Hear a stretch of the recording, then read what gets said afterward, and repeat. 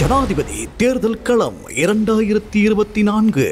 අපි ඉදිරියට යනවා නම් IMF සහයෝගය එක්ක යන්න ඕනේ. அரசாங்கம் ஏற்கனவே அமுல்படுத்திய வேலை திட்டத்திற்கே சர்வதேச நாணய நிதியத்தின் ஆதரவு இருப்பதாக தெரிவித்த ஜனாதிபதி மக்களுக்கு பொய்யான வாக்குறுதிகளை வழங்கும் சஜித்துக்கோ அல்லது அனுரவுக்கோ நாட்டை முன்னேற்றுவதற்கான வேலை திட்டம் இல்லை என ஜனாதிபதி ரணில் விக்ரமசிங்க தெரிவித்தார். பிரைம் குரூப் அறிமுகப்படுத்தும் இலங்கையின் முதலாவது நவீன வீட்டு அபார்ட்மெண்ட் நகரம் கிரிபத்குடையில். அழையுங்கள் 0772041041. தொங்கு பாலத்தை கடக்கும் குழந்தையின் உரிமையை எடுக்க 2 பேர் தயாராகிறார்கள். இருவரிடமும் எந்த திட்டமும் கிடையாது.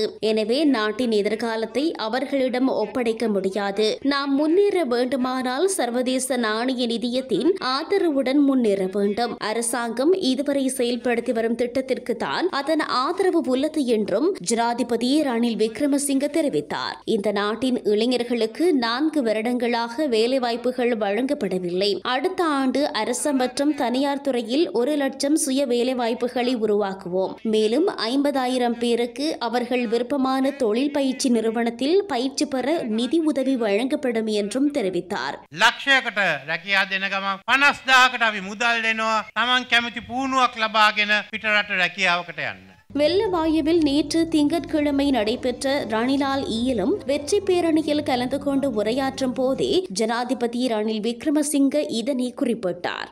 நாட்டில் உள்ள 25 நிர்வாக மாவட்டங்களை மையப்படுத்தி ஜனாதிபதி அபிவிருத்தி செயலணி ஒன்றை உருவாக்குவோம் என்று எதிர்க்கட்சித் தலைவரும் ஜனாதிபதி வேட்பாளருமான சஜித் பிரேமதாச தெரிவித்தார். ஜனாதிபதி அபிவிருத்தி செயலணியினூடாக அனைத்து நிர்வாக மாவட்டங்களின் அபிவிருத்தி நடவடிக்கைகளை நேரடியாக கண்காணிப்போம் என்றும் அத்தோடு ஜனாதிபதியை மக்கள் தொடர்பு கொள்வதற்கு தனியான அலகொன்றையும் நிறுவுவோம் என்றும் குறிப்பிட்டார். மக்களுக்கும் ஜனாதிபதிக்கும் இடையில் முறையான தொடர்பு ஒன்றை ஏற்படுத்திக் கொண்டு கிராமங்களையும் நகரங்களையும் அபிவிருத்தி அடைய செய்யும் கம் உதாவ நகர உதாவ வேலை திட்டங்களை மேற்கொள்வோம் என்றும் சஜித் பிரேமதாச தெரிவித்தார். ஹெட்டிபோலையில் நேற்று திங்கட்கிழமை ஐக்கிய மக்கள் கூட்டணி ஏற்பாடு செய்த 65வது வெற்றி பேரணியில் கலந்து கொண்டு உரையாற்றும் போதே எதிர்க்கட்சி தலைவர் சஜித் பிரேமதாச மேற்கண்டவாறு தெரிவித்தார். கூட்டத்தில் கலந்து கொண்டு உரையாற்றிய எதிர்க்கட்சி தலைவர் சஜித் பிரேமதாச දුප්පත්කම තුරන් කිරීමේ වැඩසටහන හරහා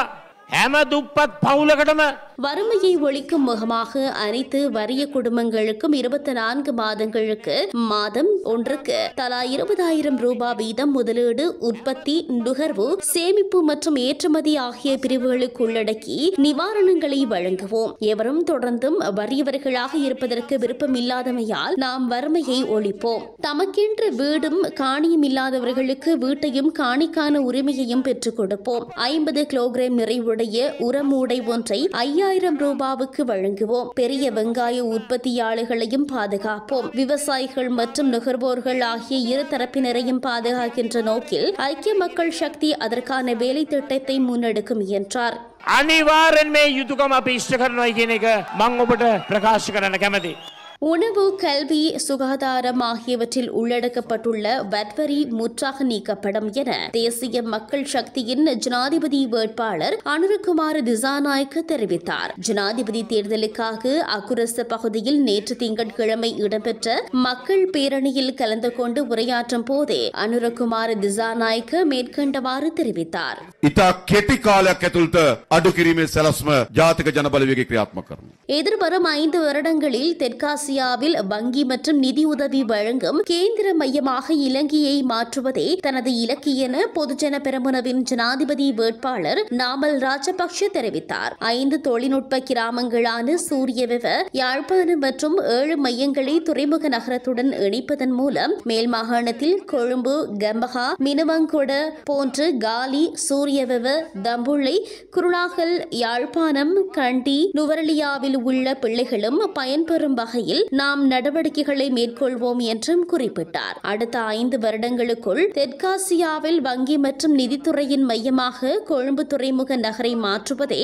எமது இலக்காகும் என நாமல் ராஜபக்ஷ தெரிவித்தார். மினுவாங்கொட பிரதேசத்தில் நேற்று திங்கட்கிழமை இடம்பெற்ற மக்கள் சந்திப்பில் கலந்து கொண்டு உரையாற்றும் போதே நாமல் ராஜபக்ஷ மேற்கண்டவாறு தெரிவித்தார்.